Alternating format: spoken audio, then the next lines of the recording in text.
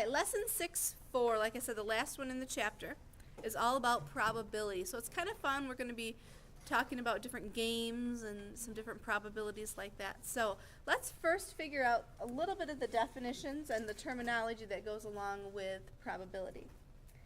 The first one, outcomes are the possible results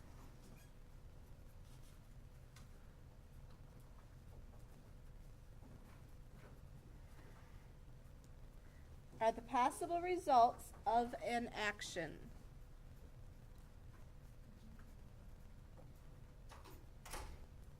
Possible results of an action. That's what an outcome is.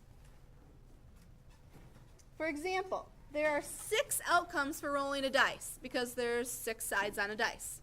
So there's 6 possible outcomes. How many outcomes are there when you flip a coin? 2.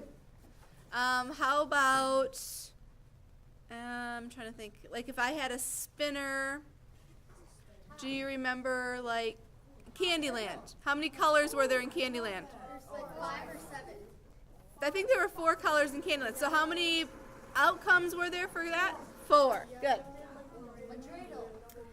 All right, an event is any outcome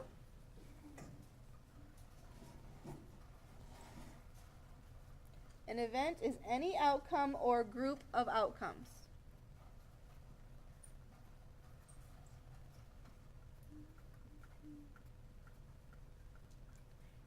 An event is any outcome or group of outcomes.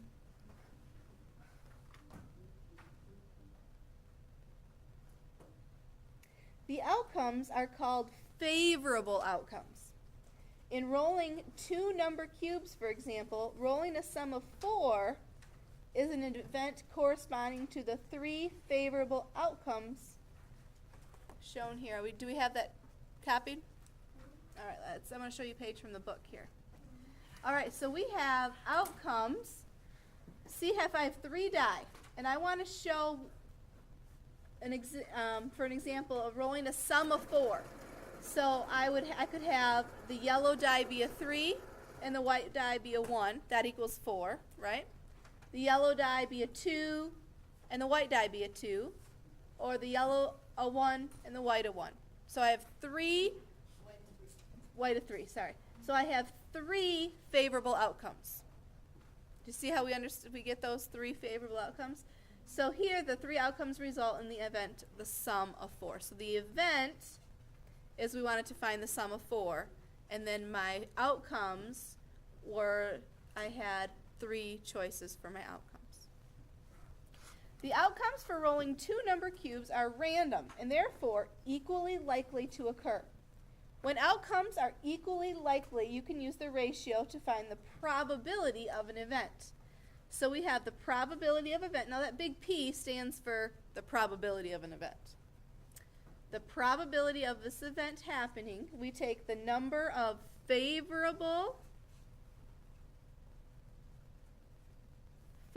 outcomes over the number of possible outcomes. So the ones you want over the total ones you could get. An impossible event has probability of 0. Good.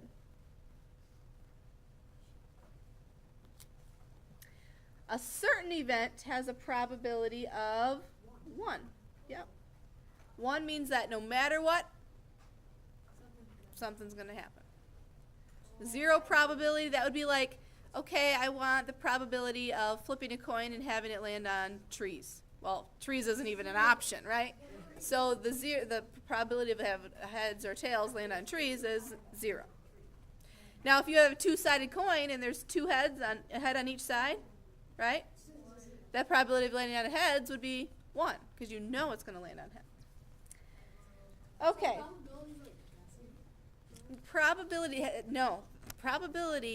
is the chances that something are going to occur, and there's all math behind it. Like out of winning the lottery. like winning a lottery. There is a probability of you winning something, the 1 over the total number of tickets sold. So, yep. All right, so let's do an example here. We're going to come back to the complement and the part-part ratio in a minute. Okay, finding the probability. We want to find the probability of rolling a prime number on a dice, on a cube. So, there are 3 outcomes that we want that are prime, correct? 2, 3, and 5. Remember, 1 is not prime.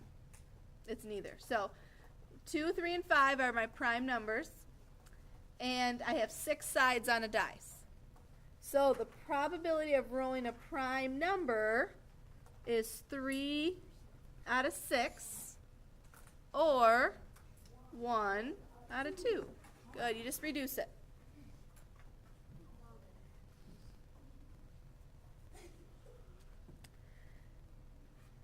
Pretty easy, right? Once you know what they want, a prime number or not prime number. Okay, second example, the probability that a child is an identical twin is 4 in 1,000.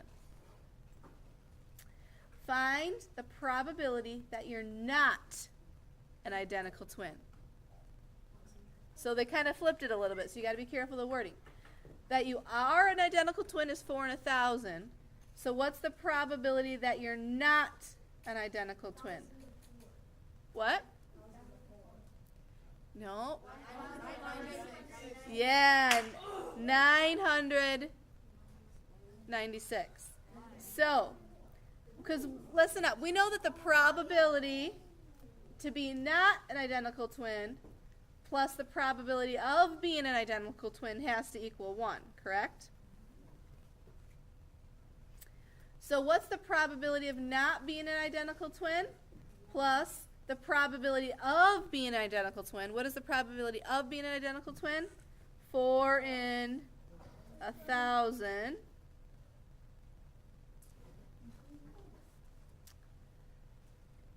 So we substituted the probability of being an identical twin in here. Now, the probability of not being an identical twin plus 4 over 1,000. What are we going to do from both sides? We're going to subtract this from both sides, just like you would a one-step equation. We're subtracting 4 over 1,000 from both sides.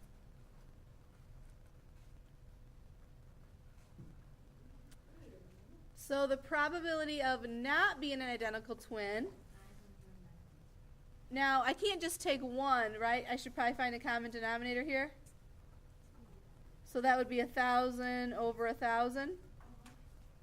Then what is 1,000 minus 4? 996. Now, can I reduce 996?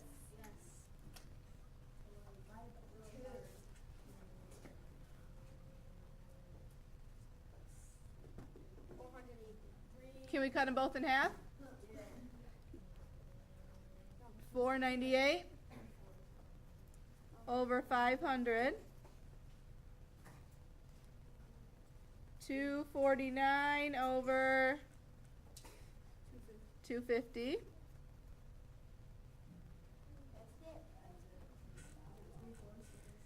83. No.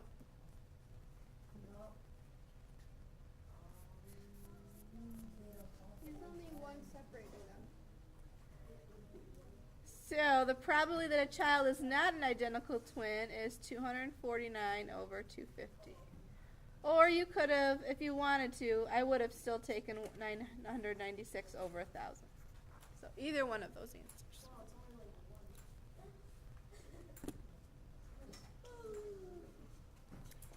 All right. Now we're going to talk about odds a little bit. So we'll listen carefully to what I'm going to read for you. We said all probabilities range from 0 to 1, correct? 0 not going to happen to 1 definitely going to happen. What if it's at 0.5? equal chances of it happening and not happening, right? 50% chance of it raining. Well, it could happen, couldn't happen. Okay, the complement now. The complement of an event is the opposite of that event. So the complement of an event is the opposite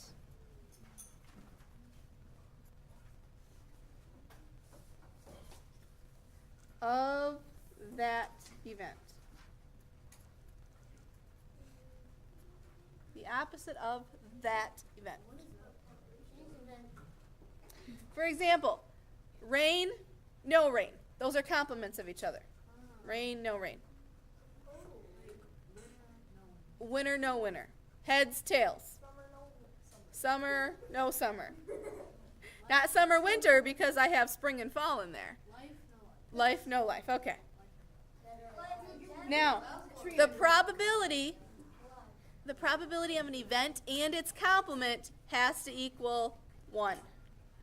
So it has to be 100% chance of the probability of the event and its complement happening. So it's an either-or situation. Okay.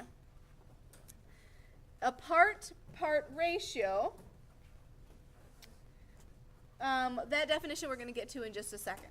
So let's do the example on the back. Example 3.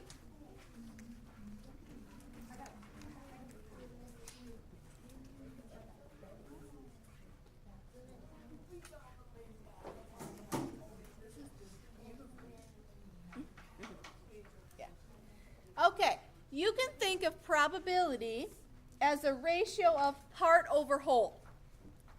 You can also use a part over part ratio called odds to describe the likelihood of an event. So, for example, odds in favor of an event are the number of favorable over the unfavorable. Or the odds against the event are unfavorable over favorable. So let's take a look at this example. You have 5 different colors in your pocket. Coins in your pocket. A penny, a nickel, a dime, a quarter, and a $50. You pull out one coin at random. What are the odds in favor of the coin being worth less than 10 cents? So odds in favor of it being less than 10 cents. So what are my options less than 10 cents? The penny and a nickel. Okay, so odds in favor of that happening, 2 are worth less than 10 cents. How many are not? The dime, the quarter, and the half. So 3 are not. So 2 to 3 are in favor of it coming out less than 10 cents.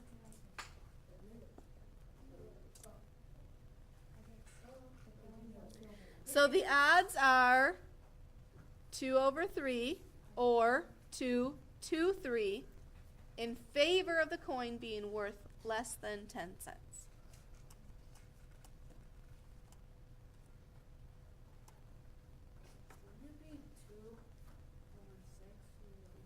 You mean 2 over 5? That if we want it to be part over whole. Okay, so 2 out of the total 5 chances of it being. But here we're doing it part to part, odds in favor of that occurring. So the favor ones can't also be in the bottom. So you'll find that the 2 plus the 3, because remember how the part has to equal the whole. So 2 plus 3 gives me my total of 5 coins. Okay, let's fill that in definition out. A part over part ratio called odds describes the likelihood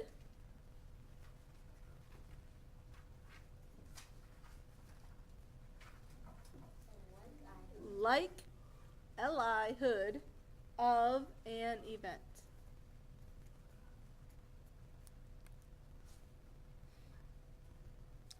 And this is thinking, like we said, you have a part over part or part over whole. And this one here is the odds. When we talk about odds, that's part over part.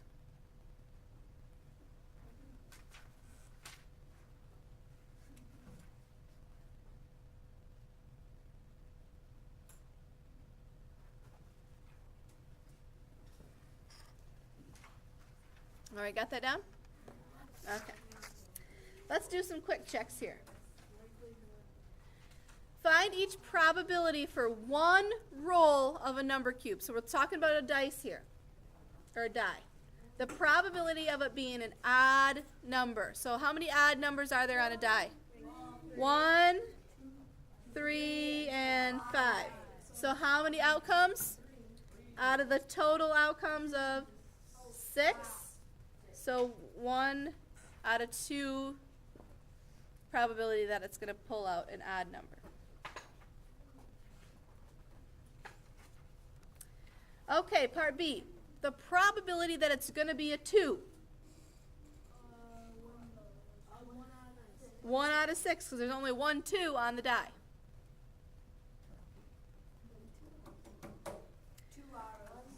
Yep, that it's going to be a 5 or a 6. So there's 2 choices out of the 6.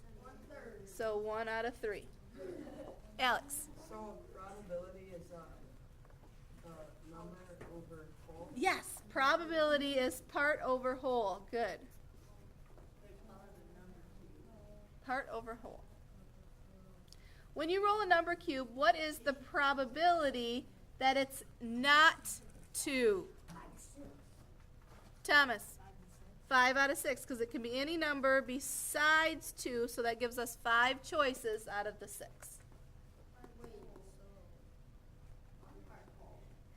That's another part whole. Yep.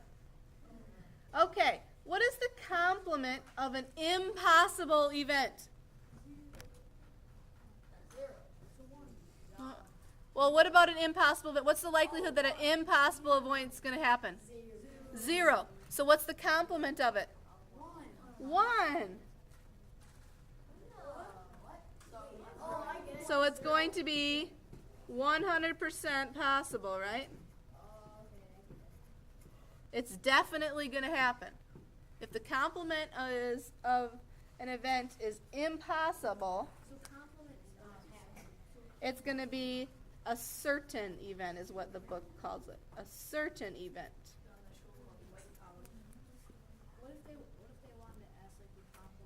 What if they wanted to ask the complement of a 0.5? Well, what's the complement of a 0.5? 0.5, because the complement and the complement and the event have to add up to 1. Yep. Okay, so it's like 0.7. So if I had an event that had a 7.7 chance of happening, what's its complement chance? 0.3, because they have to add up to 1. Okay, you choose one coin at random from the 5 coins in example 3 above. So we are talking about a penny, a nickel, a dime, a quarter, and a $50, right? Okay, what are the odds? The odds now, the odds. So we're not doing part over whole, now we're doing part over part. What are the odds that it is silver? So odds in favor. So how many are there that are silver? Jesus? It's 4 to 9? Wait, what's that? $50 is like silver, isn't it? I have a $50. Oh, what, $50? Yeah, it's like 50 cents. Like oh, yeah, it's silver. It's still silver. Yep, that's still silver. It's 4 out of 5. So careful, careful. Shh. I heard 4 out of 5, but that's part over whole. Remember, we're doing part over part. So 4 to 1. The tooth fairy gives you that $1. Okay, so 4 that are going to be silver to 1 that is not silver. What are the odds that it is not silver now? Eli? A question. Well, you know, if you reach in your pocket, you probably have an idea that, you know, the silver ones have ridges, right, except for the nickel. So, I mean, but I think if they're truly random here is what they're talking about. What are the odds that it is not silver? 1 over 4. Or you could write this 1, 2, 4. Mister, I have a question. Yes. Why do people always do that diagonal one instead of across? Because it looks cooler. I don't know. Sometimes it's when it's hard to write a number over a number in this small of space, I think, when you use the horizontal one. I know. Okay, letter C. Consider the event that the coin is worth more than 15 cents. So that's the event, worth more than 15 cents. So which of these are worth more than 15 cents? Quarter and the half dollar. So we're doing what are the odds in favor of the event being more than 15 cents? 2 to 3. Remember, we're doing part over part. Odds have part over part. So, because if it says the words odds right here, What's the other one? if it talks about probability, it's part over whole. Probability, part over whole. Odds, part over part. What are the odds against the event? What are the odds against the event? So not being worth. Morgan? 3 to 2. Yep. All right, any questions on this probability stuff before we go over the practice problems?